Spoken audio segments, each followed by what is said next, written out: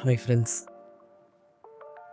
ரொம்ப நாளாக ஒரு ப்ராஜெக்ட் வந்து பெண்டிங்லேயே இருந்துச்சு. இமேஜுக்கு டைட்டில் கீவேர்டு எழுதுறது பெரிய கஷ்டமான வேலையாக இருந்தது.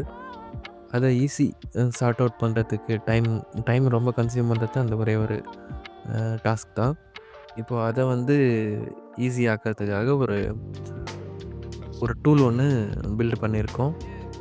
இதை நான் பண்ணல, தெரிஞ்ச ஒருத்தர்கிட்ட சொல்லி நான் பண்ணியிருந்தேன்.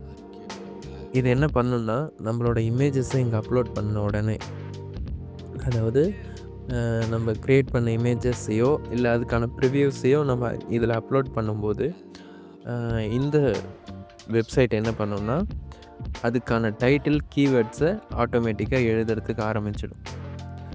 ஜெமினி ஏபிஐ வச்சு, அதாவது கூகுளோட ஜெமினி ஏபிஐ வச்சு ஆட்டோமேட்டிக்காக இதுவே எழுதுறதுக்கு ஆரம்பிச்சிடும். இப்போ நான் மொத்தமாக 1000 இமேஜஸ் வந்து சப்மிட் பண்ணியிருக்கேன்.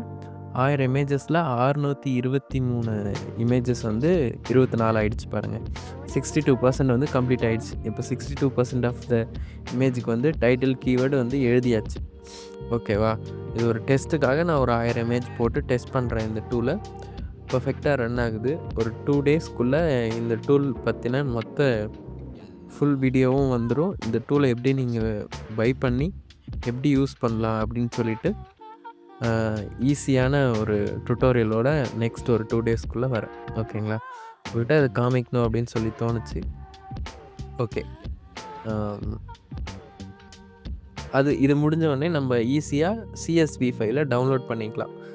சிஎஸ்வி ஃபைல் டவுன்லோட் பண்ண உடனே நம்ம அடோப் ஸ்டாக்கில் சிஎஸ்வி அப்லோட் பண்ண உடனே மெட்டா டேட்டா வெரிஃபை ஆகிடும். அவ்வளோதான். ஓகேங்களா? சரி, இதை காமிக்கிறதுக்காக உங்களுக்கு ஒரு வீடியோ மேக் பண்ணியிருந்தேன். தேங்க்யூ.